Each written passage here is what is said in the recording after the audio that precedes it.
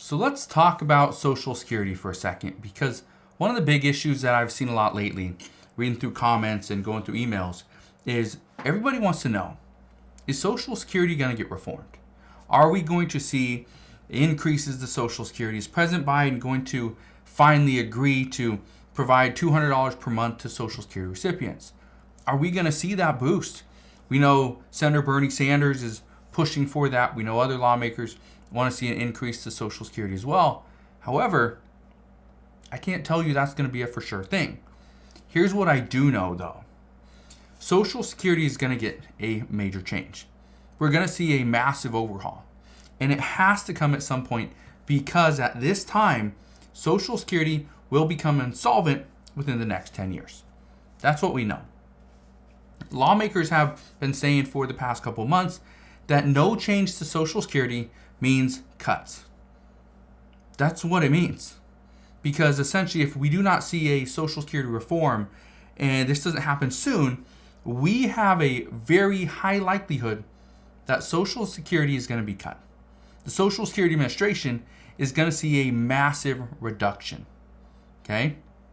Your benefits will be cut. Right now, and again, this is where things get very confusing, and this is where somebody actually sent me a message asking, what am I talking about when I talk about that 23% reduction in funds? Is that happening this year? The answer is yes.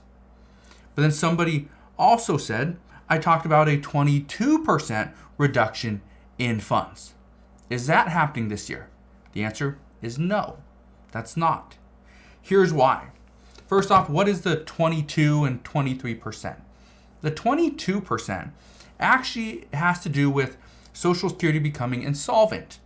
Because once Social Security becomes insolvent, and again, that will happen in 2033, then we will see the Social Security Trust Fund only be able to pay out about 78% of your benefits. So currently, if you are getting $1,000 per month in 2033, that means you would only get $780. You would see a $220 decrease in benefits. So that's the big thing there. However, what is that 23%? Is that going to happen this year? The answer actually is yes, it could. And this has to do with the debt ceiling.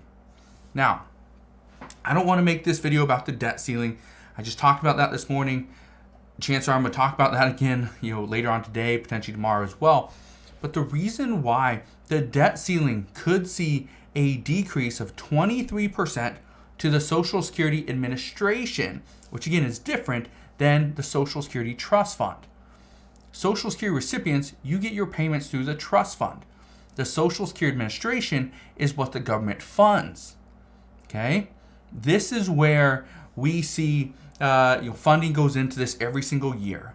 And this funding helps run the offices, helps support the whole call centers and the servicing like that, helps support the technical side and IT and again, all those things. All right? So if you have any questions or concerns regarding your Social Security benefits, you call the SSA and they will handle that for you. So essentially that funding is to pay for people to answer your questions, right? Here's a problem. Republicans say that is one of the things that they don't want to see cuts to the Social Security Administration, but what they do want to see is they don't want to see an increase in spending, which is exactly what President Biden has proposed for 2024. What Republicans are talking about is, no, let's revert spending back to 2022 levels. So right now there's an increase for 2023, and we'd also see an increase for 2024. But if Republicans get their wish in this debt ceiling fight, then we would see the Social Security Administration would get about 23% less than they currently have. So that's where the 23% cut is. Okay? Now, here's the other thing I want to talk about.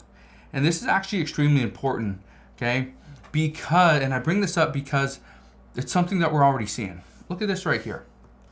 This right here says, as retirement age change sparks protests in France, here's what could happen in the US. Here's why you need to know this, okay? Look at this right here. It's because of this. an increase in pension and retirement age to 64 from 62 in France. Okay? This is an issue.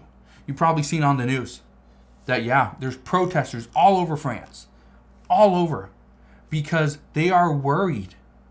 They are worried about what's going to happen.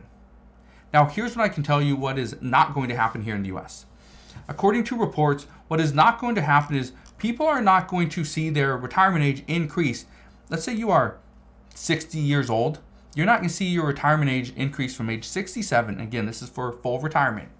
You're not going to see it go from 67 up to age 70. Not going to see it. Because what they are talking about is they want to only increase the retirement age for people that are younger, in their 20s and 30s, people like me, okay, that are still far from retirement. That's what they're discussing. But I want to show you something else. Okay? I want to read you this. And so this says, program changes may haunt younger workers. Social Security will face a critical inflection point in the next decade. Here's the reason why. And this is actually from CNBC. It says the program has been structured so that workers' contributions through payroll taxes largely fund the benefit income for current beneficiaries. But with 10,000 baby boomers turning 65 every day, which is actually expected to go up, it's expected to go up 2,000 people per day. This is up to 12,000 people by next year. It says the program is facing a shortage in funding. It's going to be a massive shortage. So even though right now it says that the Social Security Trust Fund will be depleted by 2034, the expectation is this could actually increase. And now this is saying at this point just 80% of benefits will be payable. But according to multiple experts, they say no, it's not 80%. It's closer to 78%. Again, a 22% reduction in your benefits. Now, I do want to show you this chart. It's actually a pretty cool chart. It shows you, here we are in the US, that for most people that retire, they're 66 years old. But guess what? That's 66 in Australia. Okay, this again, the US, 66. Look in Canada, 65. Look in Mexico, 65. Look over here in Saudi Arabia, 47 years old. Look in China, okay, 60 years old. Look at Russia, 61 and a half years old.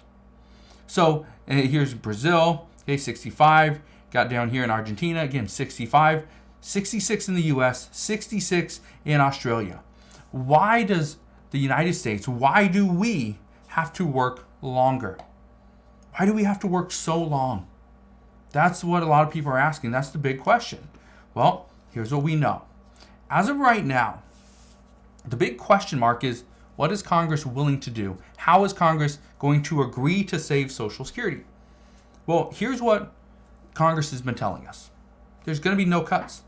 We will not see cuts to Social Security, but we do have to see some type of reform. We have to change the way Social Security is currently running. And the only way to change it is to start. We have to start these negotiations.